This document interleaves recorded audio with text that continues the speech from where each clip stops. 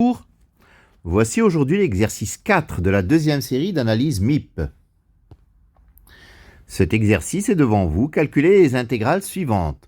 Premièrement, intégrale de 0 à pi sur 3 de 1 moins cosinus 3x dx. Deuxièmement, intégrale de 0 à racine de pi de x sinus x carré dx. Troisièmement, intégrale de 1 à 2 de racine de ln de x sur x dx. Quatrièmement, intégrale de 0 à 1 de dx sur 1 plus exponentielle de x. Cinquièmement, intégrale de 0 à pi de exponentielle de x sur sinus 2x dx. Alors, premièrement, intégrale de 0 à pi sur 3 de 1 moins cosinus 3x dx. Ça fait x moins 1 tiers de sinus 3x à prendre entre 0 et pi sur 3. Ce qui fait pi sur 3 moins 0, moins 1 tiers de sinus pi moins sinus 0, c'est-à-dire pi sur 3. Deuxièmement, intégrale de 0 à racine de pi de x sinus x carré du. Si on pose u égale x carré, alors du c'est 2x dx. Donc, intégrale de 0 à racine de pi de x sinus x carré dx, c'est intégrale de 0 à pi de 1 demi de sinus u du, ce qui fait moins 1 demi de cosinus u à prendre entre 0 et pi, c'est-à-dire moins 1 demi, facteur de cosinus pi moins cosinus 0. Cosinus pi moins cosinus 0, ça fait moins 2, et donc ça fait 1. Troisièmement, intégrale de 1 à 2 de racine de ln de x sur x dx. Posons u égale racine de ln de x, donc du c'est 1 sur 2x racine de ln de x. dx, bien entendu. Donc, dx sur x, c'est 2u du. Intégrale de 0 à racine de ln de 2u carré du, c'est-à-dire 2 tiers de u au cube à prendre entre 0 et racine de ln de 2. Ça fait 2 tiers de racine de ln de 2 au cube qu'on peut écrire 2 ln de 2, racine de ln de 2, le tout sur 3. Quatrièmement, intégrale de 0 à 1 de dx sur 1 plus exponentielle de x. C'est intégrale de 0 à 1 de 1 plus exponentielle de x moins exponentielle de x sur 1 plus exponentielle de x dx. C'est-à-dire intégrale de 0 à 1 de dx, parce que 1 plus e de x sur 1 plus e de x, ça fait 1, moins intégrale de 0 à 1 de e de x sur 1 plus e de x dx. Pourquoi je l'ai écrit comme ça? Parce que e de x est la dérivée de 1 plus e de x. Ce qui donne x moins ln de 1 plus e de x à prendre entre 0 et 1.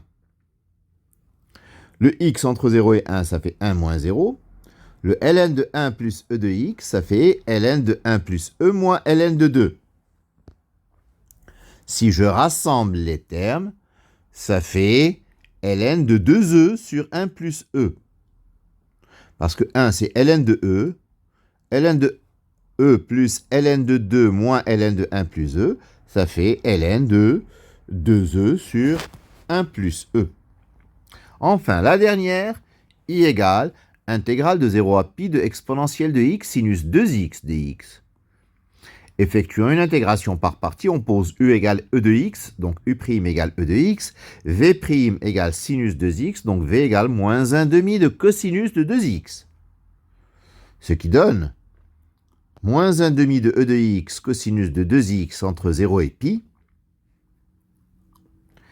plus 1 demi de l'intégrale de 0 à pi de e de x cosinus 2x dx. Ce qui donne donc moins 1 demi de e de pi fois cosinus de 2pi qui est 1, plus 1 demi de e de 0 fois cosinus 0 qui est 1 demi. Donc plus 1 demi de l'intégrale de 0 à pi de e de x cosinus de 2x dx. Je reprends cette intégrale de 0 à pi de e de x cosinus de 2x, et je fais à nouveau une intégration par partie.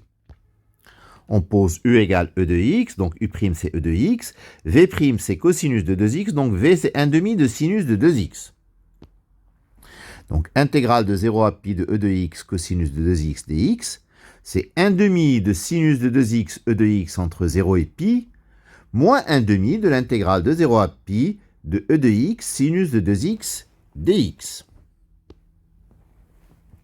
Ce qui fait moins 1 demi parce que le terme entre crochets, il est nul, moins 1 demi de l'intégrale de 0 à pi de e de x sinus de 2x dx, c'est-à-dire moins 1 demi de i.